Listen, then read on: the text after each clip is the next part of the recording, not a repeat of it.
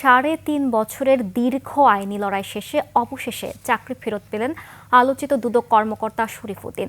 সেই সঙ্গে ফেরত দিতে হবে পাওনা সকল বেতন ও সুযোগ সুবিধাও। বুধবার হাইকোর্টের একটি ডিভিশন বেঞ্চ এই নির্দেশ দেন। শাকের আরজুর রিপোর্ট। আলহামদুলিল্লাহ, আমি অবশ্যই ন্যায় বিচার পেয়েছি। I am Ox.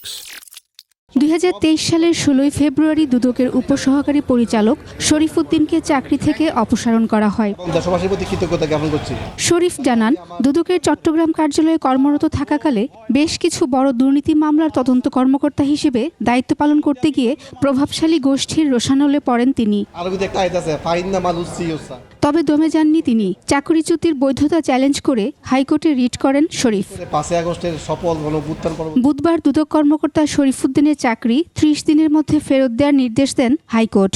এই রায় পাওয়ার ৩০ দিনের মধ্যে তাকে চাকরিতে জ্যেষ্ঠতা সহ সকল বেনিফিট সহ বকেয়া বেতন সহ চাকরিতে পুনর্বহালের নির্দেশ দেওয়া হয়েছে এবং সেই সঙ্গে তাকে দুদক কর্মচারী চাকরি বিধিমালার ৫৪(২) ধারায় যে চাকরিচ্যুতির আদেশ দেওয়া হয়েছিল সেটাকে ভয়েড অব ইনিশিও বলা হয়েছে, অর্থাৎ প্রথম থেকে ওটা বাতিল।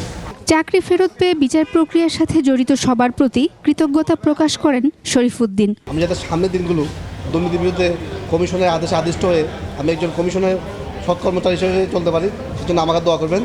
দুদক প্রতিষ্ঠার পর এ ধরনের অন্যায়ের শিকার কোনো কর্মকর্তা হয়নি বলে পর্যবেক্ষণে বলেন আদালত। যার চাকরিতে অতীতে কোনো খারাপ রেকর্ড ছিল না, তাকে সেই স্বীকৃতি সম্মানটুকু না দিয়ে তাকে চাকরিচ্যুত করা হয়েছে, যা অত্যন্ত দুঃখজনক, যেটা রায়ের মধ্যে অবজারভেশনে এসছে। শাকের আরজু, ২১ টেলিভিশন, ঢাকা।